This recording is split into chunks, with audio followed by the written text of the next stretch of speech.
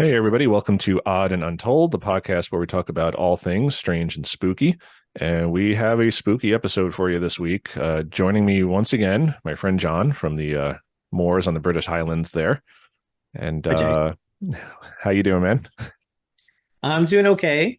I'd be doing better today, I think, if we weren't going to be talking about this topic, but I think it's something that we need to do.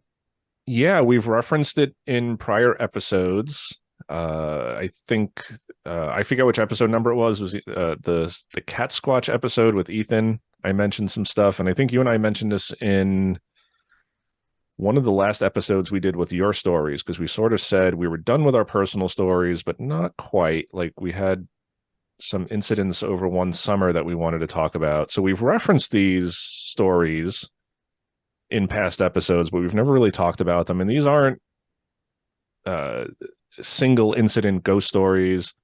It's a weird thing for us to talk about. We were kind of talking off air, and this was a very weird point in our lives, a weird time in our lives. We don't like talking about it. And No, as you were saying before we went on the air, like, and I mentioned way back in episode 7, your first episode, Mhm. that I never thought you'd come on and join me. I mean, I ran a blog for years where I was writing, and you are a writer, a much better writer than I am. And I No, never even approached you to contribute, because for 30 years you wanted to stay away from this because of what happened that summer. And the I don't. ghost hunting, everything. I mean, you never once approached me about any of this stuff for 30 years, and I needed that time away from it because of what happened that summer. Yeah, and it was never because I didn't want you to be a part of it, but I just knew. It was Yeah, something we had spoken about, and you had said you don't want to deal with this anymore. You don't really want to talk about it anymore. no, And, we kind of had disagreements about it at the time, and we'll get into that in a little bit about where we sort of diverged in what happened. And you basically saying you want no part of it anymore, and I was like still gung ho about it, and never really stopped being gung ho about it, obviously, because I have the blog and the podcast. Um, and I don't want to build this up too much here at the beginning of this episode. Uh, Weird things happened. We don't know what it is. I'm not going to say this is definitely paranormal. I'm not going to say this is definitely ghosts or spirits or demons or whatever. But we'll get into that. Um, but I guess we'll just start from the beginning and talk yeah. about what happened. So we were finishing our junior year of high school. So The this is summer of 1991, summer of 91. And one of our friends, we're going to change names and some details here, just just to protect everyone's pr- privacy. protect the innocent, protect people's privacy. So names Yeah. have been changed. Some minor details have been changed just to, as John said, protect privacies. But the main thrust of the story is what happened. And so we were having a end of year party. School had just let out, and our friend School's Sam, out for summer. school's out forever. So Boy, now it is for us. Well, not for you, for I can't various get away reasons. from it. Yeah. Yeah, I love school. Yeah. So yeah, there was this sort of end of year party, and Sam threw some fairly big parties. So a lot of people were there. Namely because he had a big house He had a big and he had a house. backyard, a garage. You know, Right, right. And he knew people aside from us. We were a we very only knew small each circle. other. We only knew each other. We were just Yeah, the outcasts, basically. We were lucky to even be yeah, invited. yeah. But He took us he in. he did. He was always very good to us and always invited Yeah, us. Uh, so yeah, we were having this party, and for various reasons at this high school party, I don't remember a heck of a lot of the details. One, because it was like 32 years ago now, yeah. and two, there was probably some beer going around that I was imbibing in. Not to the point of Tastes drunkenness, but to the point of I can't remember 32 years later exactly who was there and who wasn't. I know some of who was there. A lot of the people who were there were people we didn't know. Like we said, Sam kind of yeah. invited. There's a lot of people there, but we didn't know. Right. And we would talk to them, but we didn't really know them. And, you see them No. once at the party, never see them again. And someone there, we assume it was Sam. I don't know though, but it was his We still party. don't know to this day, We don't right? know to this day where this Ouija board came from. But at some point in the night, this thing comes out in the garage, and there's a table in there, I guess, where drinks and food had been going on. And we all sat down. Not you. You weren't there, correct? I never went into the garage. I was outside. I was with my girlfriend at the time. We were just hanging out outside. And you guys all went into the garage. Right. So I'm not going to mention other names because one, I partially don't remember them, and two, they're not necessarily pertinent to the story. But I was in there with our other friends, Pete and Ryan. And I believe it was the four of us, me, Pete, Ryan, and Sam, who were on the Yeah. board. And I think there may have been a girl or two, maybe Sam's girlfriend at the time. Mm. I really don't remember. But we were asking the board questions, and it gave us an answer that freaked us all out. And it was regarding a teacher of ours, a math teacher that we had, Mr. D, who had died the year prior, correct? Yeah, he died in March 1990, and this party was happening at the end of June 1991. Right. And his death really affected us all. And again, as we were sort of saying off air, it was probably a combination of just us as teenagers experiencing death for the first time as young adults. We weren't children. You're experiencing it as an adult. It hits you a little bit harder. It was different. It was different. And also just because he was a beloved teacher. We all loved him. Such a great guy. Great guy, tough as nails, Yeah. no nonsense, but just Great teacher. great teacher. Uh, Even the hooligans in the class, the people who didn't behave and weren't paying attention. I mean, they all loved him. I mean, he was just like this beloved guy, big teddy bear of a man. Like I said, Great tough as guy. nails, great guy. Yeah. We still talk about him to this day. Again, 32 years later. It's still very nurturing, even though it was the toughest nails because he cared. That Yes, was that was always the feeling. I cared about everybody. All of his students, he cared about them. He wanted everyone to pay attention and to learn something. yeah, like he wasn't a dick. I mean, I've had teachers who were just dicks. Yeah, They're tough as sure, nails everyone because they're has. dicks. Like they're on a power trip or Yeah, whatever reason, and he did it because he was passionate. He cared. He wanted us to do well. Like you said, he wanted us to pay attention. He wanted us to absorb what he was teaching. Very passionate about teaching, very passionate about math, and just a great guy. A lot of laughs in that class just because he was funny, just yeah, very dry sense of humor. I mean, I don't think I ever saw him smile or laugh, but he was always cracking jokes, but he just never broke that character of just being the stern, strict teacher. Uh, so yeah, we were all just like, in love. And again, you got to remember, like we went to an all boys school, so it wasn't even just like the girls liked him. I mean, it was like all these guys who were just in high school and trying to act tough. And I remember when he died, like just going to that service in the gymnasium, it was just, I've never seen a group of guys, teenage boys, just so solemn and behave so well, and just not a single giggle, not a single talk out of turn. He was just really respected. And so anyway, I do forget what the question was. I don't think it was mm, meant to be disrespectful. It wasn't like, I don't even think we were trying to speak to him because that would have been disrespectful, but something came up about him and it was freaky. And I remember all of us kind of freaking out and girls screaming, like I guess who had known him as well. We had some sister schools. And that's the part that I remember. Like I knew basically who was in the garage because I didn't see you guys around. And then at some point, I heard a tremendous commotion coming from the garage, and everyone started to storm out of it. yeah, and that's what I remember. Again, I don't really remember the exact question. I remember it had to do with him. It was something that freaked us out.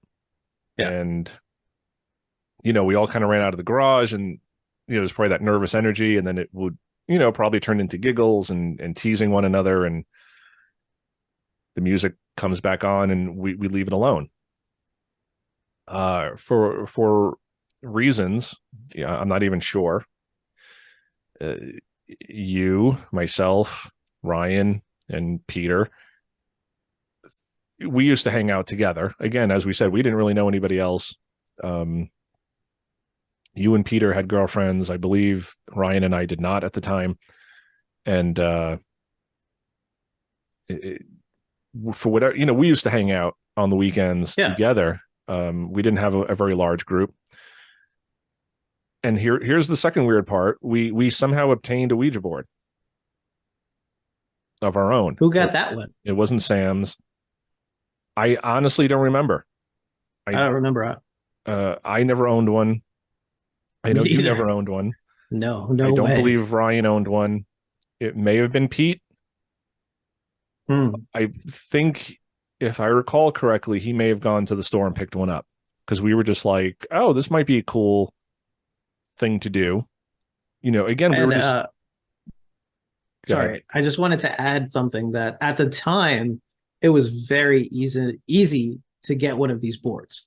You could go to the pharmacy. Milton Bradley was selling the mass market everywhere. You would see it all over the place, not just like a Toys R Us or something like that, just in like a Rite Aid or like a pharmacy. It was just always there. You could get them anywhere, as if it didn't have certain dangers associated with it. Right. But yeah, it was just there with Monopoly or Checkers or, and like you said, just like random pharmacies, just in that they'd always had a little toy section, and there would always be some board games, and Ouija board was there. So I do believe Peter may have picked it up from there, if I recall correctly. But again, we were, teenage boys, hot summer, we had nothing really to do other than hang out in the basement, listen to music, and scare ourselves with a Ouija board. And so we thought this was going to be a great idea. So we picked one up and we started using it. I believe most of the time we were in Pete's basement. Yeah. Using it, because he just kind of had basement space, whereas the rest of us didn't. I lived in an apartment. You lived in an apartment. Ryan was in an apartment.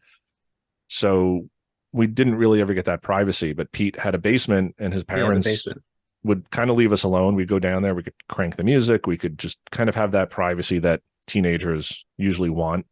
Not that we were even doing anything bad. Like, we never did drugs.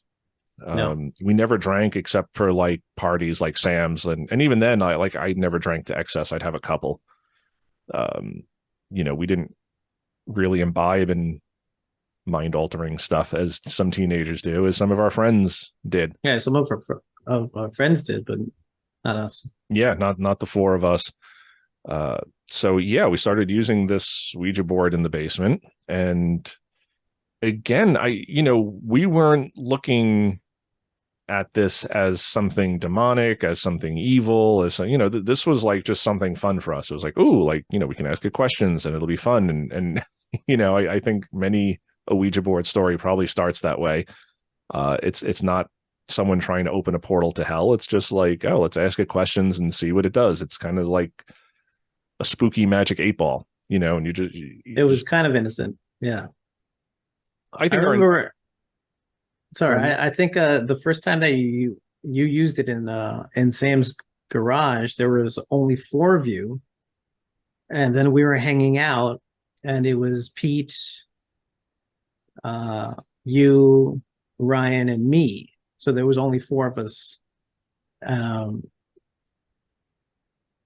Somebody was missing. Who was missing? Oh, Sam was missing. Right, Sam wasn't there. So you needed a 4th. And that was the one and only time that I used it. Yeah, you were pretty against it from the get-go. And then after you used it, you were just like, no, never again. Yeah. Whereas I kind of had the opposite inclination. The direct opposite. The direct opposite. I went one way, you went the other way. And that's very strange because we've been friends for a long time, and we have always held this belief that we don't have to agree on everything. You know, we can agree to disagree. We're entitled to our own opinions. But you went in this direction, and I had to go in the direct opposite direction. I could not do it again. I didn't want to do it again. I didn't want to do it that time, but I was sort of peer pressured into doing it. Not by you, of course. It was just more the situation. And after that, there was only a couple times where I was actually still around while you guys were doing it, but I never did it again. Yeah, you pulled away from us. I remember that. Just you weren't around as much, and there were reasons for that, which we'll get into. But I mean, part of Yeah. it was just that you didn't want any part of this anymore. And you and I wouldn't say we got into arguments about it, but perhaps heated discussions about, you telling me like you gotta like stay away from this. You shouldn't be doing this anymore. And as the weeks went on, I just became like almost addicted to it. Like it's all I ever wanted to do. Yeah. Like I didn't want to go to the movies. I didn't want to like go out to eat. Uh, I didn't want to go to band practice. It was all just like, let's just, work on the board. And I think you recognized that in me. Yeah. And we had disagreements over, you telling me to stop and me telling you, no, like it's fine. We'll be fine. Like there's more questions. There's always more questions. Like, and You had so many questions.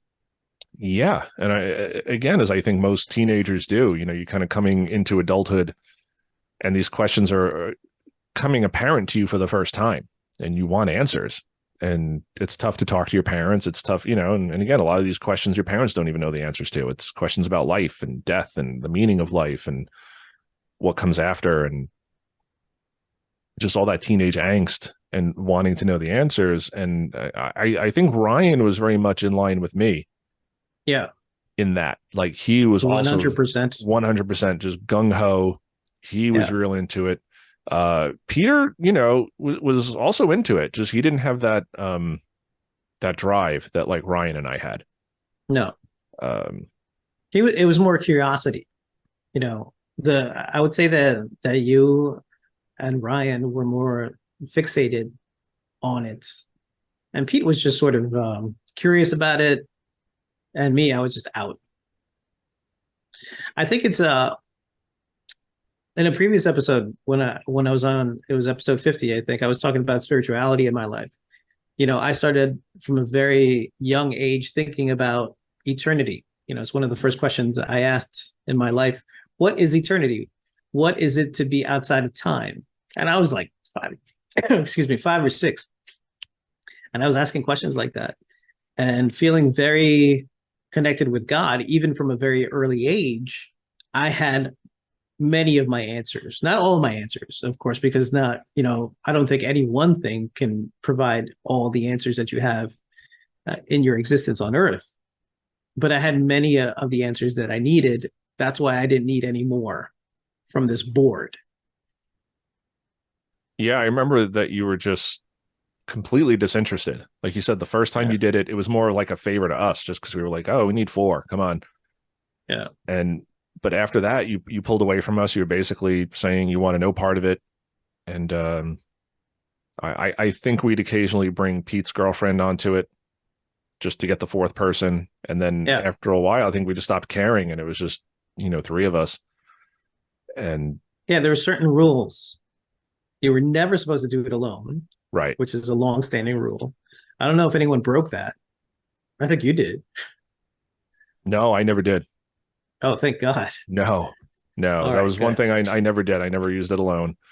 Okay. Again, if I think it always stayed at Pete's house, Right. unless I think you had said Oh, that's right. we'd gone to Ryan's house and done it once there, I believe, but we probably took it from Pete's and then brought it back Yeah, with us. he was a few blocks away, and I think we went to his apartment once, and then we brought it back.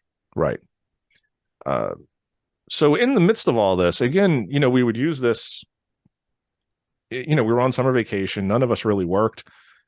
Bunch of deadbeat musicians. Not at that point. We were Not at that working point. on our art. We were working on our That's what art. we were doing. Yeah, we're trying to be Yeah. rock stars. Got to give it the old college try. Yeah. So yeah, but we would hang out like almost every day, Hmm. weekend, weekday, just 7 days a week. We were going over to Pete's house, hanging out and using the board. And I don't think anything really significant ever came out of it. Again, many of those times you were not there. Uh, Yeah, I stopped coming over as much. I was there a few times here and there, but just because I missed you guys, I missed hanging out with you guys. But it was after that first experience, it was already having some sort of negative effect on me. And this is what you just referenced before. Long story short, over the course of the summer, after that first incident, which must have been the first or second week of July, the first and only incident, I started feeling very cold all the time. I was just cold all the time, no matter what. And it was a very strange sensation because it was a really, really hot summer. So there's a strange dichotomy here because I could feel the heat of the sun. I could feel the heat, the humidity, but none of it would stick because I was still very, very cold inside. And being very cold, I lost my appetite. And by the end of the summer, I had lost 20 pounds. So that one experience had really, really detrimental effect on me. Um, and the way that I described it to you right before we started recording was it was very similar to the feeling that I had when I was at 68th Street at your old apartment, just feeling like I was being watched, feeling like I wasn't wanted there, feeling a sort of presence, a malevolence around me. And this is the direct opposite of what I had felt when I was 5 years old, in the church that I was raised in, where it was goodness, where it was love, it was warmth. This was the direct opposite. But the difference between 68th Street and that summer was wherever I went, that's how I felt. I could be walking down the street, I could be taking a shower, whatever it was always with me. And that's why for 30 years, I stayed completely away from anything to do with the supernatural in a real sense. Like I would still watch horror movies and things like that. But there was always that separation, that's not real. That's just entertainment. What we did that summer was real in one way, shape, or form. I'm not saying that it was paranormal what happened, but it had very real effects on all of us. yeah, and I remember you being sick. I remember you being cold all the time. I remember you losing weight. I remember you couldn't eat anything because we'd hang Yeah, I out. was just wanted to throw up all the time, even when I hadn't eaten. Yeah, and I remember us like we'd order pizza and you would have none. You just would Yeah. sit there and we'd like, come on, dude, you got to eat, and you just didn't want any. You wouldn't eat. You lost weight. You were always cold. Uh, and I don't want to speak for Pete or Ryan because I don't remember their stories, and even if I did, I wouldn't want to tell them because I probably get them wrong. All right, they're not our stories. They're not our stories, but I know all of us sort of had this overarching feeling, and this is why I was saying earlier, it's not really a ghost story. It's not really something that we can pinpoint and say, okay, this happened, then that happened, and then this happened. Yeah, none of us really saw anything. Right. It was almost, and like I Like, said off air, it was almost like a sixth sense. It was almost just this, yeah, like you said, a feeling of being watched, a feeling of just ominousness around us. I had mentioned on my episode with Ethan, because we talked about Ouija boards real briefly and scratches, and I remember there was yeah, in the course of these weeks, and it seemed like forever, and it really wasn't. I think again we were just young, and it was every day, summer vacation, and when you're young, summer vacation just feels, those 2 months just feel like it's an eternity. It just goes on forever, yeah, and it's really just like 9 weeks, here in New York City yeah. of It's not summer that long. vacation we get. It's not long, Yeah, um, but it just felt like an eternity. But over the course of those weeks, I woke up one morning and I had like scratches on my back, and they weren't yeah, bleeding, but they were like scabbed over. So it was almost like yeah, something scratched me in the middle of the night, and I woke up just like itchy, like something had clawed me. And I showed you guys. I went and like lifted yeah. my shirt, and you guys were You like, lifted up your shirt. I remember very clearly you lifting up your shirt. right. And again, this was like kind of for you, it was like, dude, you got to stop. Like, This was if absolute 100% confirmation for me that it right, was dangerous. like something's going on, like you got scratched, Yeah. and I don't have cats. I didn't have cats. Not at Uh, that time. I didn't No have it. dog. I didn't know dog yet. The dog didn't come until A little bit later. yeah, I was in college by the time we got Yeah. Shadow, the Yeah. dog. So there was no animals in the house. I slept in my bedroom by myself. A lot of the scratches were in places where it would have been very hard for me to even get For to. you to get to. And we Yeah. tested I that at the remember. time because we were like, well, maybe you Hmm. scratch yourself in your sleep. And I'm like, well, when I'm awake and I'm struggling to reach these areas, I can't reach them. So At that point, it's interesting because we started to try to debunk things because the alternative was just too frightening to actually deal with. right. And again, there wasn't a lot of tangible stuff. We weren't like we were saying, like we weren't hearing things, we weren't seeing things. It was just this feeling. So yeah, anything tangible, it was like we need to debunk this because why do you have scratches? Yeah. Uh, and I'm trying to remember, but I believe Pete may have had some scratches too at some Yeah, point. he did. Hmm. It was the I two don't. of you. Yeah. Um, I don't think Ryan ever did. I I don't don't. think so.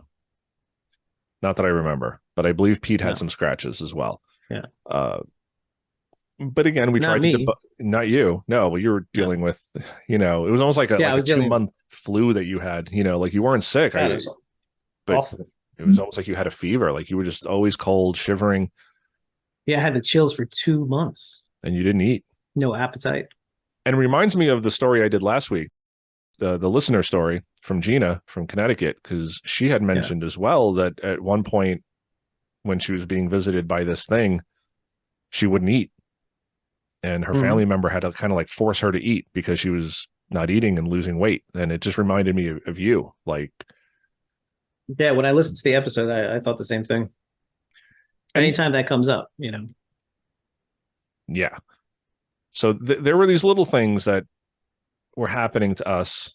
And I remember again, we weren't seeing anything. We weren't hearing anything. We weren't feeling being touched. I mean, the scratches were there when I woke up, but I don't remember getting them. all right. I remember we all started carrying holy water around with us. Do you remember that? Yeah. Yeah.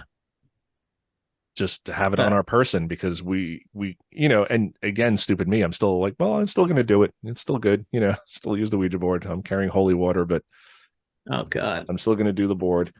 I My guys. actually we were coming off the 80s, and of course goth was a big thing, and Sam was into gothic and stuff, so he used to wear rosary beads just to wear rosary beads, and I would never wear them, but I would put them on my hand. I would wrap them in a way, and they are, I mean, they're prayer beads to keep track of how many times you've said a particular prayer. So people would often hold them, and I would hold them in my hand, and I would sleep with them. And if I had to take them off for some reason, I would just put it on some object near to me. It might have been a lamp, it might have been a chair, but it was always with me. And of course, I had it blessed. Yeah, and then So I needed something to help me feel better, to help me calm down, and it never really did because the malevolent feeling was just so overpowering. It was the way I just thought of it is the music to The Shining. When they're driving up to the Mhm. hotel, it's like it's music. It was like that music was just always around us, creating this heaviness, this gloom around us all the time. Yeah, and as time went on, I remember there was some infighting and just amongst the four of us. I mean, I mentioned you and I had our disagreements just about should we be doing this, but the other two guys and myself and you, things started to deteriorate between us all, uh, and we're not really friends with them anymore. No, And I'm not saying it's and because of this. It's just but even shortly thereafter, by senior year, we had basically fractured, except you and I. yeah, But everything else was fractured. everything else fractured. Um, yeah, we started the school year again, and immediately Ryan wanted nothing to do with us anymore. Uh, he wanted to be friends with me, but because I was still friends with you and Pete, he was like, you know, then I don't want anything to do with you. And he and I had gotten very close, not just because of the board, but for other reasons. And Yeah. I was like, well, I'm not giving up two of my friends because you have some weird thing again. And honestly, I don't even know if he ever explained why he didn't like you guys anymore. It was just he kind of went away on vacation and came back, and uh, things were different. Yeah. And then yeah, a few months later, things kind of fractured with Pete, and same thing, just never really the same. But I'm kind of jumping ahead a little bit. So to wrap up the story, because we did at that by the time senior year started, we had stopped using the board altogether. Thank Uh, God. yeah, and that I believe was mainly my doing because I stepped away from it. I was like, I'm done, and it was because of a very specific incident, and we'll get into the analysis of this afterwards because, like you said and I said earlier, like I'm not saying any of this is paranormal or supernatural or spiritual, but we were using the board. You had stopped, and as I mentioned, like there were some breakdowns of the friendship. Like we were still using the board, but I think we had started getting annoyed with each other. Like we had started turning on each other. We had started suspecting each other. Who's manipulating the board? Who's talking behind whose back? Why did you talk to him last night? There was just a lot of this, probably very petty stuff, but real to us at the time of just anger and insinuations and just not trusting one another anymore. And I started having suspicions that one of them was manipulating the board. So in one of the sessions, I asked a very specific question that only you and I knew the answer to, and you were not using the board and anymore at this No. point. So again, this was my way of sort of trying to debunk things and maybe try to catch them. It didn't quite work, but I was asking a very specific question. I was asking about a specific aunt of mine and what her husband's name was. He had passed on years earlier, and a name kept coming up. And I'm not going to get into the names. I don't want to say the names, just again to protect people. But it was a certain name, and I kept asking the question, and it kept spelling out this name, and it wasn't a simple name, uh, Not a very common name. right. So for clarity, just to make something up, let's just say the board kept spelling out Irwin, Right. and my uncle's name was Jim. Very, basic name, common name. And I figured, like, all right, if one of these guys is manipulating the board, they didn't know his name. John knew his name.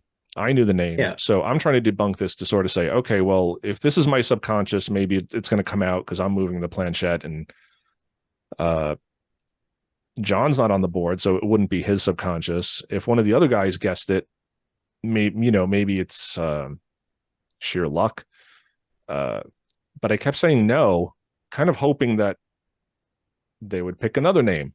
And I kept giving like more and more details, like, no, they were married here. He was from here. He did this for, as his hobby. And I kept giving more and more information. And I kept saying Irwin, Irwin, Irwin. No, I don't have any uncle named Irwin. So it was probably a week or so after this, still over the summer, my father had gotten some of my uncle's stuff from when he was in the service. And there was a piece of paper. I don't know what it was, but it was official from the military. I don't know if it was discharge papers or an award, but it had a name on it. And my heart sank. And I looked at it and I was like, Dad, who's Irwin? And he was like, oh, that's your Uncle Jim. He changed his name when he went into the military because he didn't like the name Irwin. He felt it was kind of nerdy. And that was when I stepped away, because at that point I was convinced that this was fake. I was, I enjoyed using the board, but at this point, again, I did not trust Pete or Ryan. Again, we were kind of having our struggles as friends, and I did not trust them. But once I saw that, I said, nope, not doing it ever again. And I didn't.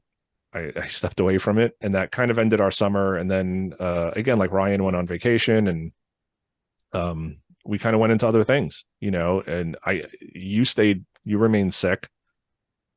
That feeling, that ominous feeling, didn't really leave. I think it slowly ebbed away. It wasn't like turning off a switch. It was still there. No. And I remember confiding in you that I still wanted to use the board. Like, it was just, and you were kind of saying, like, it's got this power over you, like whether it's psychological, whether it's supernatural, you have, even as scared as I was, even as freaked out as I was, like, how did it know something that even I didn't know? So it wasn't even just about eliminating you because you knew his name and just trying to test the other two guys. It couldn't have even been me, like, subconsciously Right, because moving you the didn't board, know because it. I didn't know. And Didn't know no the matter name. how many times I said no, it kept spelling out this name. And again, I was trying to catch these guys, like, into moving it, and you figure, like, giving more details and changing the story, that they would try a different name until they got the right name, and they never did. So that's really what pulled me away from it, and just said never again. And I remember you being sick into senior year. Like, I remember us being in Yeah. school, like in the hallways, and you wouldn't eat breakfast, you wouldn't eat lunch. You were always cold, and it was just a weird time. It's like you said, it wasn't like a switch. It just very gradually went away. That feeling of malevolence, that coldness. I started to feel normal, but I would say even until I got into college, I was still sort of feeling it. And when the summertime between senior year and freshman year of college, there was that dread because all of those reminders, the smell of summer in New York City, that certain type of heat mixed with humidity, all of it was reminding me of that time of the previous summer. And it was unsettling, although by that point I wasn't sick anymore, but it still lingered somehow. And I have to say that in all the years that we've known each other for a long, long time, I have never been so concerned about you and your well-being. Um, I remember when you came out of Sam's garage, and it was just like this drive, this motivation, even though you were freaked out, to continue to pursue this thing.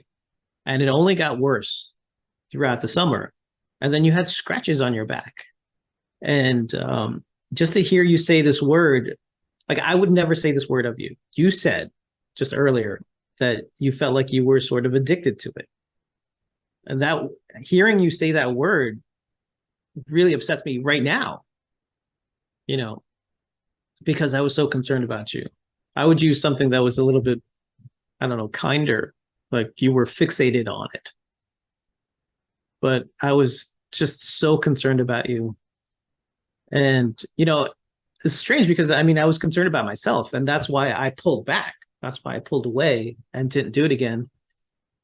And I remember you using the board that last time and just being so insistent, saying, no, that's not the name, and giving more information and more information. And when you found out that that was the correct name, I remember all of those things and the impact that it had on you. And even though you were so fixated on pursuing this and asking questions and finding out information or whatever, it freaked you out enough to stop. And I'm not going to say that I was happy that you were freaked out, but I was certainly relieved that you stopped. Yeah, I got an answer. You did get an answer. And, you know, was it the one I was looking for? I don't know, but it was enough to push me away from it. And, you know, to get into some analysis of this, because I really do try to approach everything skeptically and Of try to course. debunk things. And I think everybody should. I think you always have to look for rational explanations, and, you know, feelings are not proof. You know, instinct is not proof. You being sick is not proof. Scratches on my back are not proof. You know, these are just things that kind of happened. And a lot of people who try to debunk Ouija boards say that this is just, you know, power of suggestion. You know, you start reading books on the occult, you start watching horror movies, you start listening to music that's all goth and about demons and witches and wizards and rainbows, and, you know, oh yeah, that you're just going to start seeing that everywhere. And I will say right now that is completely possible. You know, and I leave that open as a possibility that we just sort of psyched ourselves out, and that this is all psychosomatic, that everything we experienced was just because we were invested in this, we were into occult practices, and that's a very real possibility. Uh, the things that make me wonder about that, again, Yeah. are you being sick, because again, if Ryan or Pete had gotten that way, that they were cold, that they couldn't eat, that they were nauseous all the time, that they lost 20 pounds, I would say, yeah, possibly. You know, you using it one time, I could see you maybe having a bad night, you know, having a nightmare and saying, yeah, I'm glad I'm not touching that anymore. But, you know, you were sick for months. And like I said, this went into senior year. I mean, you were getting better, Yeah. but it wasn't, again, it wasn't like, you know, sometimes you get over the flu and like, You feel fine the next day. yeah, like 2 days later, you're back to Yeah. 100%. Like no one would ever know you were ever sick. It stuck with you for so long after, even though you were getting better, even though you were gaining weight again, even though your appetite was slowly coming back, it lingered for a long time. So the psychosomatic thing, I don't really buy that with you. The name thing that scared me off so much, could it be a coincidence? Of course. There's always a chance that it could be a coincidence. You know, someone always wins the lotto. Someone always wins the $1.5 billion eventually. I bought a Coincidence. ticket. Yeah, so did I. I bought many tickets and did not win. I think I won $2 on Oh, an unrelated lotto thing. I was like, well, I'm here. Let me get something else. But, you know, are these things? Is it possible to be coincidence? Is it possible for it to be psychosomatic? Of course. What are sure. the odds that the board spelt out my uncle's name, his real given name, after multiple times of me trying to correct it, multiple times of me trying to say no, myself not even being aware of it at that point? Like no one had ever told me that before until after. Um, so there's no way for me to know. Does that prove that the board is real? No, it's not proof, but it's one of those things that just makes you wonder. Uh, and just to tie it back into something, you know, because again, this is something of all of our stories, you know, the stories we've shared on here. Again, you don't like talking about this stuff. You and I will discuss these stories once in a blue moon, in a very rare blue moon. This summer, we don't really ever talk about. We kind of reference it. We'll just No. kind of say like, oh, it's, you know, kind of like in Predator, you know, only in the hottest summers, you know, Yeah. and we'd kind of check in with each other like, hey, you know, it's a really hot summer. Anything going on? Nope. You know, just to kind of check in with each other. But prior to recording this episode, we had like technical difficulties like that we've never Yeah. experienced before. Like my Zoom just shut off in the middle of us kind of talk. We always talk, and all my guests know this. Anybody who's been on the show knows this. I don't start recording right away. Like we'll jump on, we'll kind of discuss the episode beforehand. Hi, how you doing? You know, a little catch up. We talk about how the episode's going to go, what we want to talk about. I mean, you always take notes. You're always very good about writing stuff down. Yeah. But even other guests, we just kind of talk about what to expect. What do you want to talk about? If you say something wrong, I can edit it out. Like we just always go over this stuff. And I've done, this is episode 59 of my own show, and I've done some other people's podcasts. So 60 something times I've used Zoom, and it's never once disconnected. And we were talking about this, and the video froze up, the audio froze up, and then it just kicked me out. And you texted me and you're like, what happened? Can you get back in? And a few minutes later, it did. My computer just reconnected, but I was clicking on my computer, like I was clicking the icon. I couldn't double clicking the icon, did nothing. I couldn't, it was just gone. Like Zoom was gone and I couldn't reopen it. And then just spontaneously, it just reconnected and then I was there. And then you had an issue with your headphones. Like your headphones just for no reason disconnected. And then when you reconnected them, there was an echo and then you couldn't hear me. So again, not proof of anything, just a spooky little, Although I did say that after the first one, that this is the first one, because I've never seen that happen either. I've done this show with you a lot. Yeah. I think this is the 11th time I've been on on your show. And that's never happened before. No technical difficulties like that. Like you froze. I'm like, I had to text you. It's like, what's going on? With my earphones, like, what is going on? It was like technology was not allowing us to record this episode. Yeah. It was just like little obstacles. And again, it's these, you hear about these stories where people say, oh, I tried to photograph the UFO or I tried to record Bigfoot and my camera just stopped working, like, or there was a battery drain or, but yeah, we were kind of discussing our story before this. We were trying to just come up with alternate names for people. We were trying to just get our timeline right and just the details right and what we needed to change to protect people and what we could say. So we were talking about this period in time, and that's when the technical difficulties happened. So again, not proof, but just weird coincidence. If you for the skeptic in you, but for us, it was just a weird time in our lives, and it's hard to just feel that way. And again, people are going to say you guys were teenagers, you guys just psyched yourself into this, and again, I'm fully open to that. I fully accept that is a very strong possibility. It is much more likely than we opened a portal to something. But on the flip side, you have people always talking about don't open these portals. And this seems to happen to many, many people. And I think you had mentioned earlier in one of Josh's old episodes, he mentioned that, right? Yeah. I was just watching some of the old episodes again, just to get myself psyched up for this. And I was watching Josh's episode 16 about exorcisms. And he was talking about opening up a door. It's like when you open up a door, you don't know what's going to be on the other side. And that's the way that I've always viewed it. That's the way that I viewed the board all those years ago. If it's real and you are talking to somebody, you don't know who you're talking to. They may say they are this person, but you don't know that that's really that person. It's just like talking to anybody online. We call it catfishing.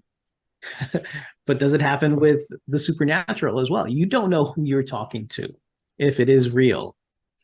And if it's not real at all, just to speak with the mind of a skeptic, if we just psyched ourselves into something, we psyched ourselves into something really negative. All of us were becoming very hostile toward one another, except you and I, but it was driving a wedge between you and I that I would say we haven't talked about this incident specifically in 32 years. Yeah. And this is something that happened to both of us. And we just have not discussed it in 32 years because it's still that upsetting to us, especially to me, I would say. I mean, I don't want to speak for you, but no, it's that upsetting to me. Like, I don't like talking about this, but I almost felt that we needed to talk about it because just as a cautionary tale, real or not, it had a negative impact on all of us. Yeah. And we, even when I first brought you on the show, like when we just started talking about like, what stories do you want to share? Like this never even came up. No. And it really just little bits came out as we were talking about other things and we'd reference this summer and again, it was just because Ethan mentioned the Ouija board and I kind of tied that in, but my intention was to never talk about this summer on the show.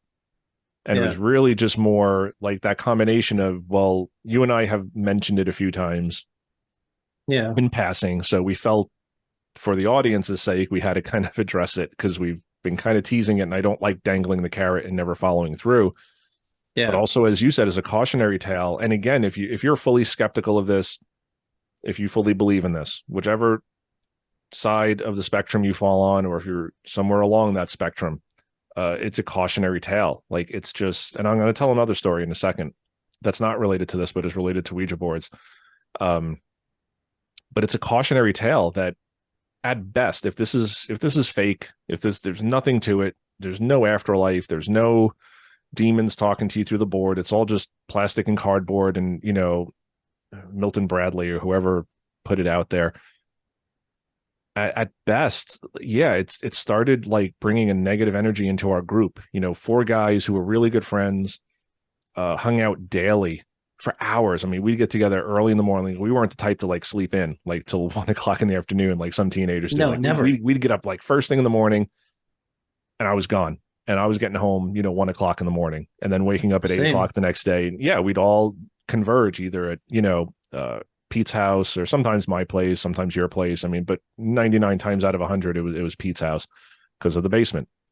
And if I could say, I mean, um, if people can see how close you and I are, I wouldn't say that Ryan was like that, but Pete was. Yes. It was the three of us. Mm-hmm. It was the three of us, and he's not part of this anymore. And he Right. hasn't been part of it for 32 years Right. because of what happened that summer. Yeah, I would say it goes all back to that. Yeah. Not that was the cutoff point, but shortly thereafter, Right. things transpired, and we're not going to get into them, that sort of caused this schism, and Yeah. very out of character for him, and just sad. I mean, he was one of us. He was very close to us, and we tried not to let it happen, but it happened, and sad. So yeah, best case scenario, and you hear this from all these stories. Like, anybody who's used the Ouija board, no one ever comes out of it with a good story. No one ever comes out and says, "Yeah, the board gave me the numbers to the lotto, and I won, and now I'm a millionaire." It's always, something bad, something negative, and Or negative. people feel that it was a complete waste of time. Right. So it's still negative Still negative because because you're just it wasted your time. right. We could have been out seeing movies. We could have been out writing Yeah. songs. We could have been out working. We could have been doing any number of So many things other things. versus Yeah. talking to a piece of cardboard. So if you're on the skeptical Yeah. side, it's not good for you. If you're a full believer, and I'm not there, I believe something happened. I don't know what.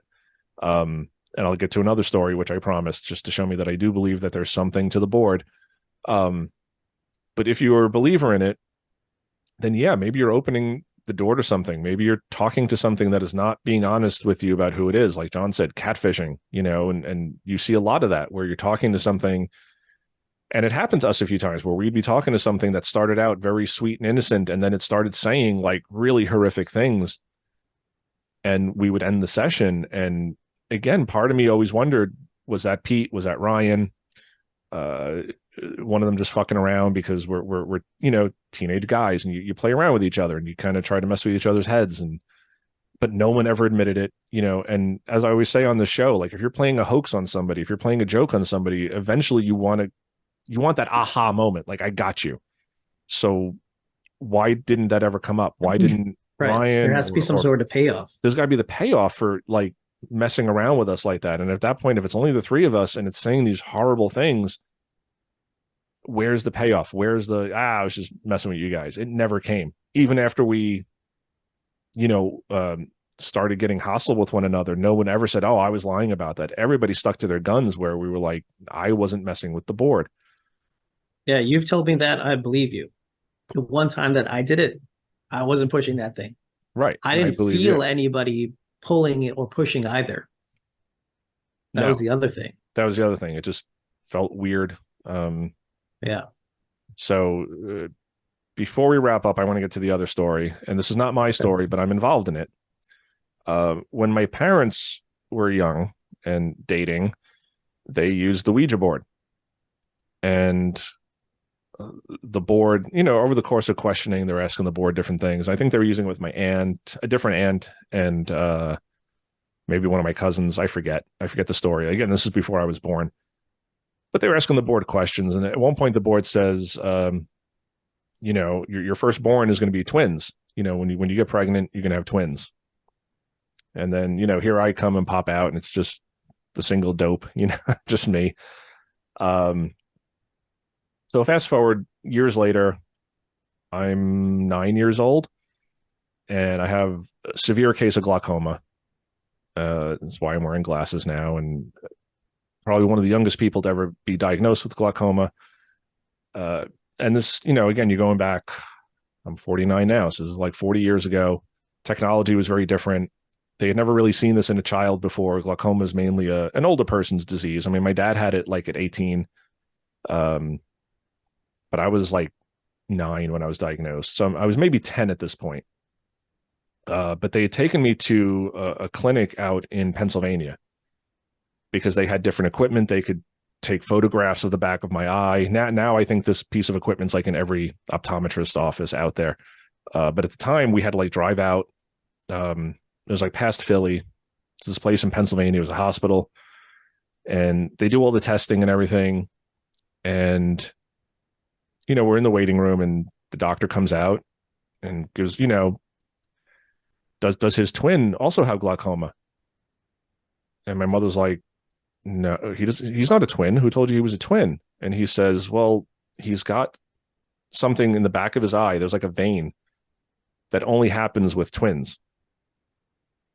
And, my parents just remembered that story. Yeah. Now, anybody who knows biology knows that many pregnancies start out as twins. Yeah. And then one of the twins will inevitably not make it. And again, back then there wasn't sonograms and all that stuff. So, they could have caught it early and maybe saw that I was a twin. So it's very possible that I'm just one of those statistically common people who had a twin who just didn't survive. But again, just one of those things that makes you wonder. And, it came back to them that like the doctors just thought I was a twin because I have this characteristic in my eye that is only seen in twins. And the board said they would have twins. And so again, skeptics are going to say, well, lots of pregnancies start out as twins. Not all of them, but some of them do. And it's very possible that my twin just didn't survive. I mean, obviously my twin didn't survive, but did the board know that? And again, back then they didn't. That's the thing. Oh, I'm sorry. No, go ahead. Say that it does work and you don't know who you're talking to. This person may, let me take that back. That person, this force entity, say it is real, exists outside of time, is not corporeal, doesn't go by our rules. What does this being know about us? Because it doesn't exist in time. What does it know about the world? We could ask it all sorts of questions, and just like you did, and get the correct answer just like you did. That doesn't prove who you're talking to. Right. Any more than going on Google and getting an answer to a question. You don't know who you're talking to.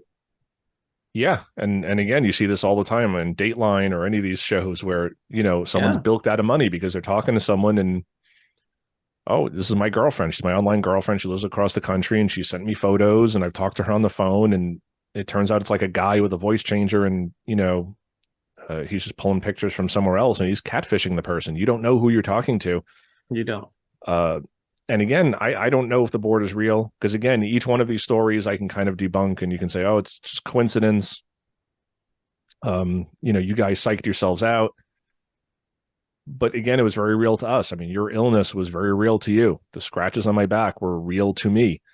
The breakdown of our friendship with these other guys was real to us, and far reaching. It just, I'm not going to get into the details, but as far as Ryan went, things got a little weird. Then science. I mean, the vein in your eye, your uncle's name. I mean, come on.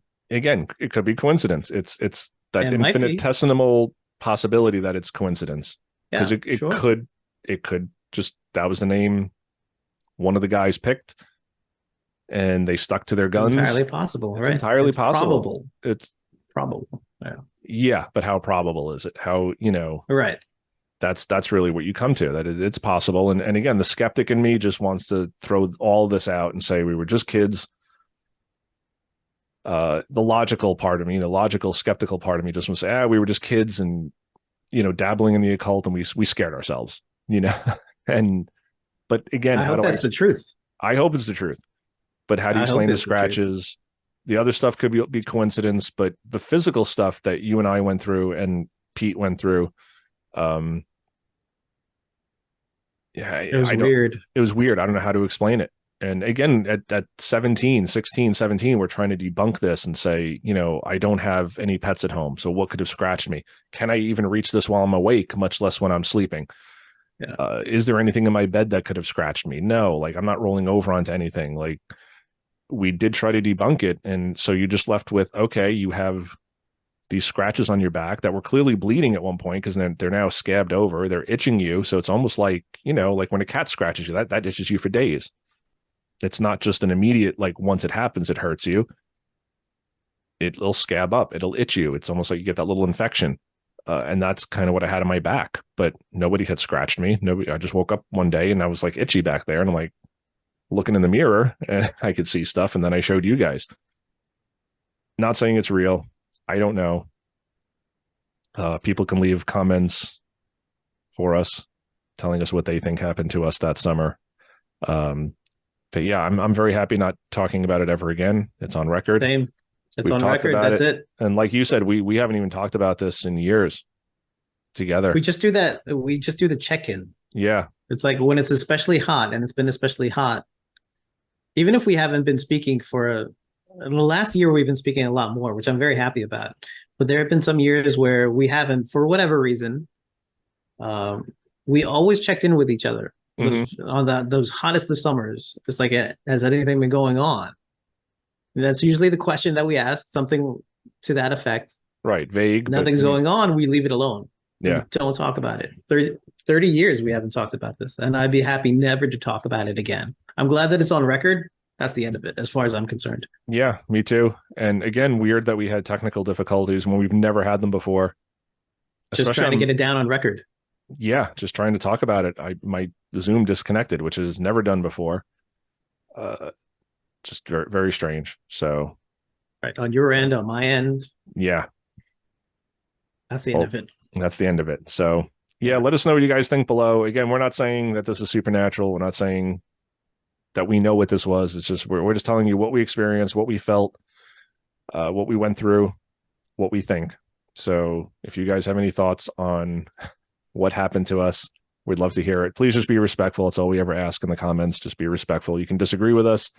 You can voice your opinion. Just no name calling. No, don't be disrespectful. But especially with something like this, because this is something that's very personal for us, and it's not something we even thought we should share. I mean, even a few minutes before go time here, we were like, maybe we should talk about something else.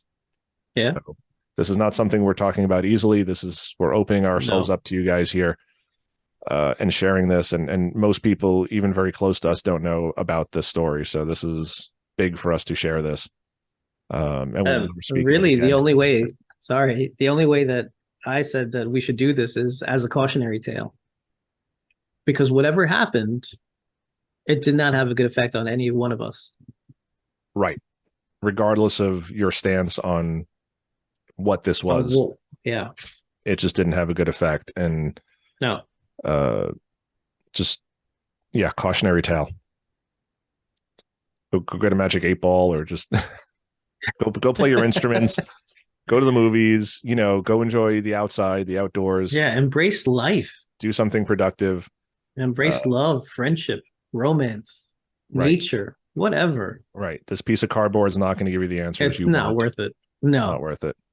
It will not give you the answers, the real answers that you're looking for. Right. So there we be. All right, brother. So anything else to add to this before we finish this episode? No, that's it. Okay. Thank you for having me again. Oh, anytime. Putting up with me all these years. Anytime. And next time we'll talk about more lighthearted stuff. Oh, thank God. Yeah, this is a little heavy for both of us, but yeah, we'll get Yeah. into more lighthearted stuff and fun stuff. But it's Okay. summer. We figured what better time to talk about our summer experiences that we've hinted at. Just get it over with. Cautionary tale. And yeah, so yeah, thanks for coming on again. I do appreciate you talking about it this one last time, and we will never Yeah. Thank mention you it for having again, me. of course. Nope. No. All right, man. Take care. You too. Take care. Bye. Bye. All right, everybody. Once again, I want to thank my buddy John for coming on and sharing our story of that fateful summer playing with the Ouija board. Again, we really want to reiterate that this is a cautionary tale. We don't want anybody to run out and do this. Uh, Regardless of what you believe, it just had a negative impact on our lives. It just, like I said, at best, it was a waste of time. At best, a waste of time. If you're a believer, then yeah, maybe we did open something. We opened ourselves up to something. Maybe it was all psychological. I don't think the scratches were psychological. I don't think John's illness was psychological. Something happened. I don't know what it is. I'm not going to claim to know what it is. Uh, they all saw the scratches. John and I were just saying off air. John was saying that he was kind of horrified by what he saw. I knew nobody had done it to me. I know I didn't have any pets. I know I wasn't like playing around with anybody. There was no horsing around. There was no anything. I don't know where the scratches came from, but they were there. They were long. They had been bleeding. I had scabbed up. So who knows? Let us know what you guys think in the comments below. I'm going to end this episode because, again, this was a very sort of soul-bearing episode for us. We didn't really want to do it, but we felt just to put the warning out there, and just because we had mentioned it in other episodes that we should talk about it. So here we are talking about it. Again, best case scenario, it's a waste of time. Worst case scenario, you're opening yourselves up to something bad. I don't know, just like anything else in the paranormal, none of us have the answers. None of us know. The skeptics are going to have their point of view. The believers are going to have theirs. I fall somewhere in the middle. I think some of it may have been psychological, but other things I can't really dismiss easily. And this was a tough episode to record for us. We tried to have fun with it, but we both feel a little exposed, a little grimy after this one. But again, leave your comments below. Please be respectful. Let us know what you guys think this was about and what we experienced. And if you're watching on YouTube, please subscribe, give us a like, click the bell icon so you know when new episodes come out. And if you're listening on audio podcasts, please just give us a review. You don't have to write anything out. Just give us however many stars you think we deserve. If you want to write something out and give feedback, we'd love that. We love the feedback, good, bad, whatever. It's all good. Like I said, just be respectful. We're doing our best here. We're just kind of sharing our story, sharing our experiences, bringing you guests from time to time just to share their stories and experiences. Not always easy for us to share these things, but we're trying to do it just because it's weird, and we know you guys love hearing weird stuff. So until next week, everybody, rock and roll.